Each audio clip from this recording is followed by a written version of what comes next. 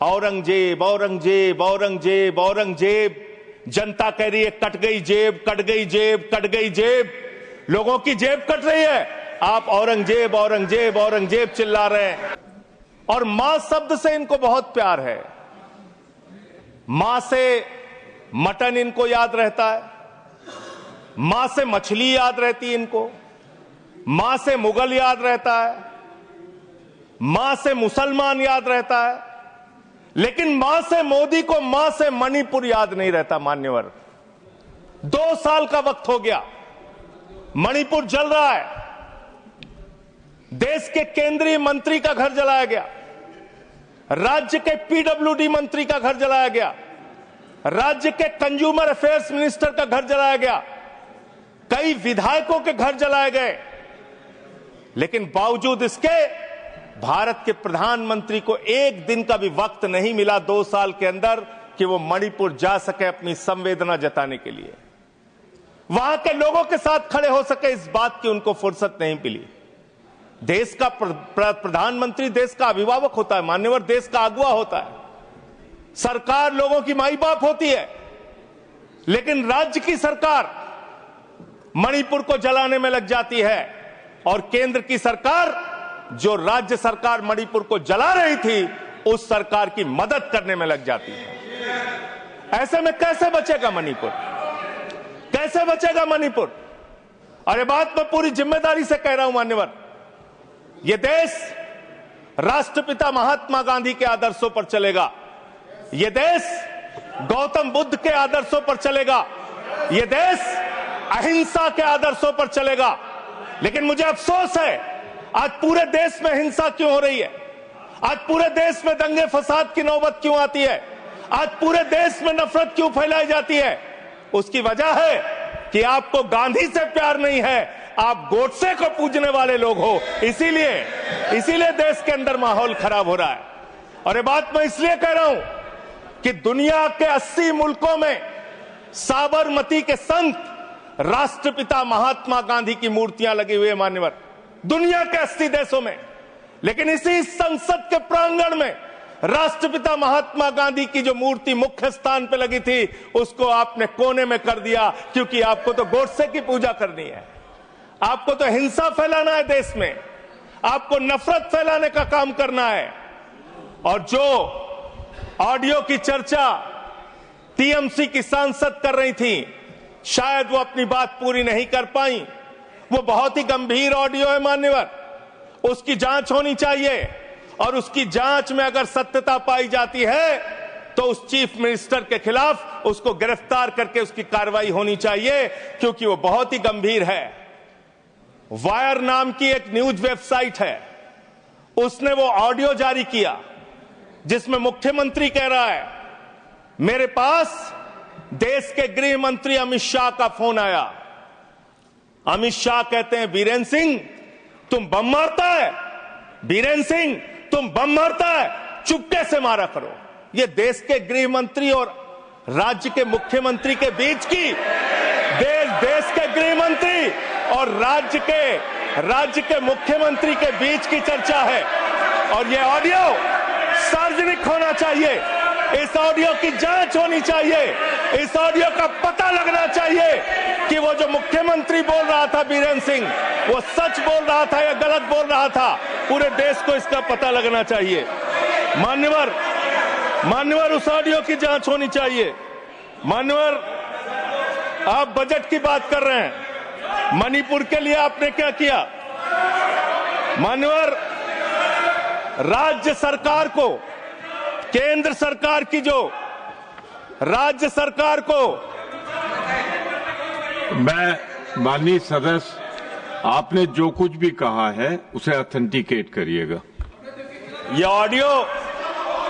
Audio सार्वजनिक है sir, ये ऑडियो सार्वजनिक है, इसको दिखा देंगे सर।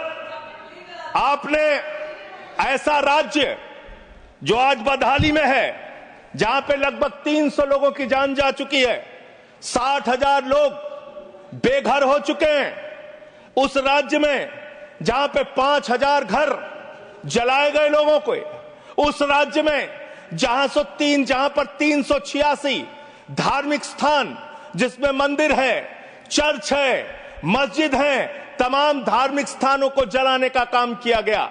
आज उस राज्य को मदद देने की बात आती है जब जो राज्य बाढ़ से प्रभावित रहा, जहां 18,000 लोग बाढ़ से प्रभावित हुए, 24,000 घर बाढ़ में बुरी तरीके से तहस नहस हो गए, 1.88 लाख लोग उस पूरे बाढ़ में उसकी चपेट में आए। मान्यवर, ऐसे राज्य को जब मदद देने की बात आती है तो मुझे बहुत अफसोस के साथ कहना पड़ता है, आपने बजट में जो बढ़ोतरी की है, 34,899 करोड़ का बजट 2024-25 में था, और उस बजट को रिवाइज किया आपने, बजट को कर दिया 32,656 करोड़ रुपए। और फिर उसी बजट को जब आप 25-26 में लेके आ रहे हैं तो मात्र 5.5% आपने बढ़ाया और उसको करके 35,103 करोड़ रुपए का बजट आपने किया। ये आपके मणिपुर के प्रति आपकी धारणा है, आपकी योजना है। आपने सेंट्रल केंद्र सरकार के द्वारा जो स्कीम चलाई जाती है उसमें आपने मणिपुर के साथ कितना भेदभाव किया है, उसकी एक तस्वीर आपके सामने रखूंगा।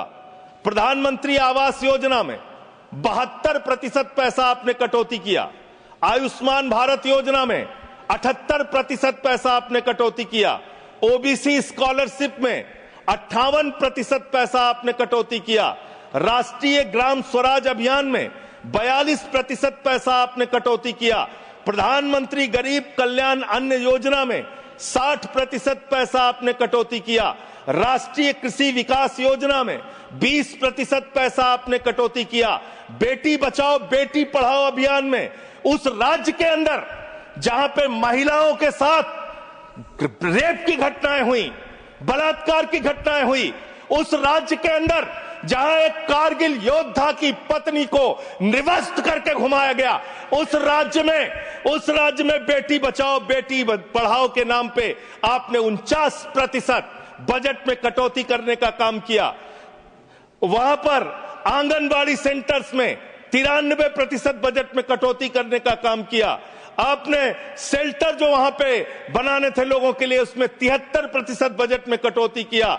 शक्ति सदन सामर्थ्य योजना में 60% आपने बजट में कटौती किया। साक्षी निवास सामर्थ्य योजना में 81% बजट में कटौती किया। ये आपकी सेंट्रल स्कीम है जो आपने राज्य सरकार के साथ भेदभाव किया और वहां पे कटौती करने का काम किया। क्यों ऐसा कर रहे हो आप? आपने मणिपुर को 2 साल तक जलाया। आप देश भर में नफरत फैलाने का काम करते हैं। आपका ध्यान देश की अर्थव्यवस्था पे नहीं, देश की बेरोजगारी पे नहीं, किसानों पे नहीं, महंगाई पर नहीं। आप दिन रात औरंगजेब औरंगजेब औरंगजेब औरंगजेब, जनता कह रही है कट गई जेब कट गई जेब कट गई जेब, लोगों की जेब कट रही है, आप औरंगजेब औरंगजेब औरंगजेब चिल्ला रहे हैं। अरे हिंदुस्तान की चिंता करो, हिंदुस्तान की चिंता करो, राष्ट्रपिता महात्मा गांधी की चिंता करो। गोडसे के रास्ते पर मत चलो, गोडसे के रास्ते से ये देश आगे नहीं बढ़ेगा।